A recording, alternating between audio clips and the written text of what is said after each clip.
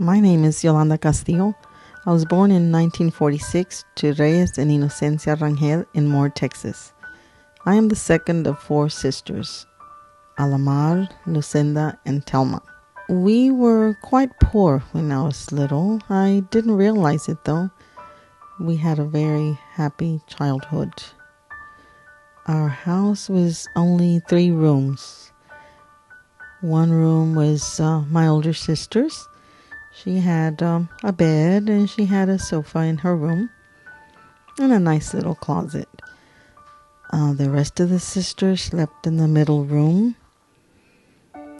My mom was very ingenious. She was able to build closets for the few clothes that we had. And the big room was a combination bedroom for my mom and dad, dining area, kitchen, and bath. We had no indoor plumbing, but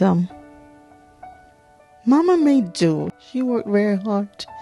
She had to draw water out of the well, and she would either warm up the water on the stove, or in the summer she would just fill up cans with water, and that would be our warm water for our baths.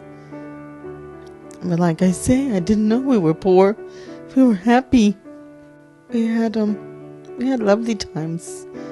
Mom made most of her clothes, and we were just happy kids. Didn't know any better. My sisters and I were always real close, except my little sister. We would always pick on her because she was the baby, so we got to pick on her. But now that we're grown, we're all still very close. But my mom was always very clean. She always wallpapered our walls.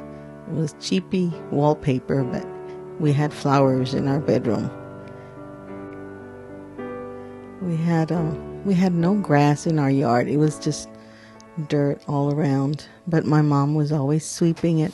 She would sweep it so the dirt was hard. It was just hard. So she kept everything swept so that she would even sweep under the house. Because we didn't have a foundation. It was just on blocks. So she would sweep under the house so we wouldn't get any spiders or any bugs in the house. We had no air condition, so in the summer we would just open those big long windows that we had. And then the winters, those were bad. There was no such thing as insulation. We had a wood stove. That was our heater. So Mama would get up early in the morning, start the fire in that heater. Then we'd get up for school. We would stand in front of that heater as we got dressed. Our front body would warm up, and then it would get real hot. It was kind of like a rotisserie. Then we'd turn our backs to it so our backs could get warm. I'm sure we went to school smelling like smoke all the time, but we didn't realize it. And we had to ride the bus to get to school.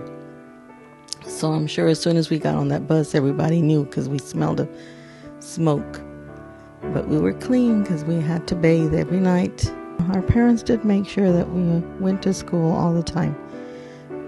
My mom had my dad promise that if she married him, we would never work in the fields like they had done. So we never did. We never worked in the fields. Once I got into high school, I found a job at the local grocery store in Moore. I always wanted to have my own money.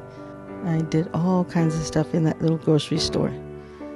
We used to have the soda bottles. The sodas didn't come in cans at the time.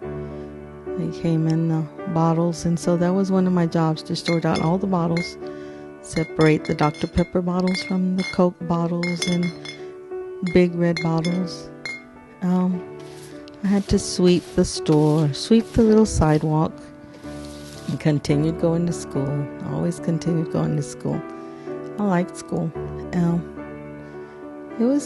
There was prejudice, but I was too naive to notice it.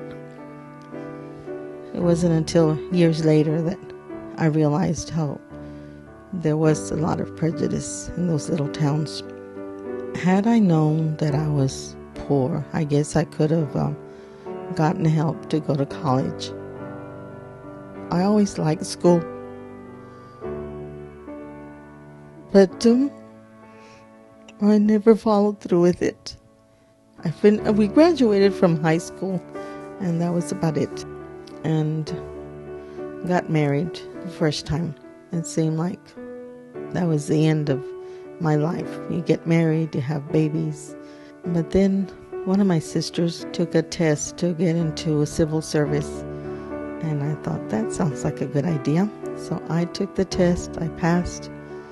I started working at Kelly, again making my own money. At that time, there weren't too many women in the workforce. The men tried to discourage us from going into the workforce. I remember my interview. The man that interviewed me said, you might have to sweep, carry out trash, clean break areas. I said, I'll take it. I was already doing that at the little grocery store for very little money. And over here I was going to be making big bucks. In the 60s, I was going to be making $2.12 an hour. That was a lot of money then. So I got hired as a helper in aircraft. Later on, I became aircraft jet engine mechanic. Wonderful title for a little peon from war. But I had great times. It was great meeting some of my friends that are still my friends now. After 40 years, we still keep in touch. And I met my second husband. He was an aircraft jet engine mechanic also. After we got married, we had 2 children. His dream was to someday own land. And when the time came that we could buy some land, I was totally against it. I said, oh no, we can't afford it. I won't have any spending money. I like to go shopping. How was I going to go shopping if we were going to be paying for a land? I said, we're just going to own dirt. Why do you want to buy dirt? He said, no, it's an investment. It's an investment. He finally talked me into it. And I'm glad he did. We used to have some lovely picnics out there. All the extended families would go out there on Easter and have beautiful times. And then years later, he started talking about building a house out there. I said, oh, no, we can't afford a house. But we did. He got his way again, and for that, I'm totally grateful. Everybody loves the house out in the country. That's where everybody goes to relax and get away from the city. We did okay. He always used to say, we did pretty good for 2 dumb little Mexicans. What else can I say about my life? But I've been blessed. I have 3 lovely children and 6 grandkids. I lost my husband, but my family is very important to me. I keep on going for them.